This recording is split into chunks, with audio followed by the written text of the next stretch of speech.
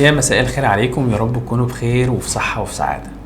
تكملة لسلسلة الفيديوهات اللي بنتكلم فيها عن الإدارة، سواء كنت مدير ذوي سنوات خبرة أو مدير في سنة أولى إدارة أو سنة أولى كمدير. الموضوع اللي هنتكلم عنه النهاردة مهم جدا. مهم جدا إزاي؟ إحنا لما بنيجي نختار مديرين معانا، سواء حضرتك كنت بتتكلم في الميدل مانجمنت أو في المستوى الوظيفي المتوسط وبتختار مدير معاك. إحنا كنا اتكلمنا قبل كده عن اختيار الموظفين. طب لو انا مدير وبختار مديرين معايا، يعني هختار سوبرفايزر مشرف ولا حاجه، مدير منطقه في مكان معين، وانا مدير مثلا مدير البيع.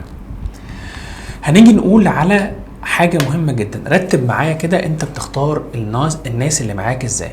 انت هيبقى عندك في الاول استراتيجيك اوفر فيو، يعني نظره استراتيجيه او نظره ذات بعد وقتي.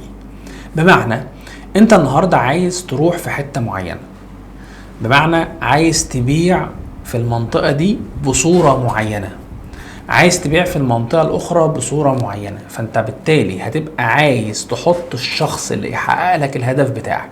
يبقى ده أول حاجة، عندك استراتيجيك اوفر فيو. خلينا نقول مثال. لو أنا بتكلم على منطقة زي منطقة مثلا الدلتا أو منطقة الصعيد، الكالتشرز في كل منطقه مختلفه. فانت بتجيب الراجل اللي بيشتغل في هذه المنطقه او اللي عنده نفس الثقافه بتاعه المنطقه. طيب هيجينا نقطه مهمه جدا، بعد ما اخترت الثقافه اخترت الفكره او الشخصيه اللي بتقوم بالمهام اللي انت عاوز تعملها.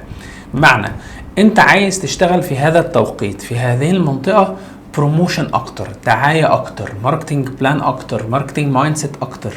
فبالتالي هتجيب الشخص اللي شغلانته معتمده اكتر والاكسبيرينس بتاعته راحه في الحته البيعيه المعتمده على التسويق او الدعايه. واحد تاني في منطقه اخرى زي الصعيد، في وقت معين انت كنت في الفتره اللي فاتت عملت ماركتنج وعملت دعايه وعملت بروموشنز اكتر واكتيفيتيز ماركتنج كامبين، محتاج حد يلم بقى.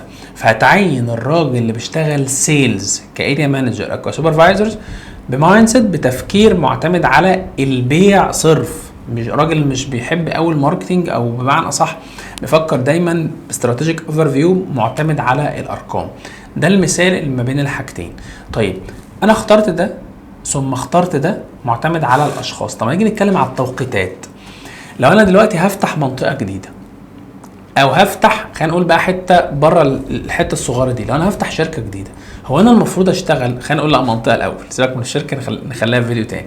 لو انا بتكلم على منطقه معينه انت ما عملتش لها بنتريشن خالص، او سيجمنت جديد يا سيدي في الماركتنج اكتيفيتيز بتاعتك، يعني كلاس اوف كاستمر، ناس معينين من الاشخاص بتوعك ما اشتروش البرودكتس بتاعتك قبل كده، هل انت في الاول هتبدا تحسبها بي اند ال، بروفيت اند لوس؟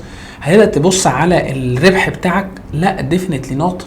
انت الاول في اول حاجه بتفرش بقى، بتعمل دعايه، بتعمل اكتيفيتيز، بتعمل بروموشن بلان، بتخلي الناس تيجي، الفلو بتاعك يزيد للمنطقه بتاعتك او المكان بتاعك. لو عندك اوتلت تخلي الناس تيجي اكتر، فبتصرف على الفتره الاولانيه في الدعايه اكتر. يا احمد ما انا بكسبش. اكشولي المفروض ما تكسبش. انت لو كسبت يبقى في حاجه غلط، لان انت لو كسبت ده معناه ان انت كسبت بنش مارك قليل، كان عندك فرصه تكبر اكتر او تكسب اكتر لو دفعت فلوس اكتر.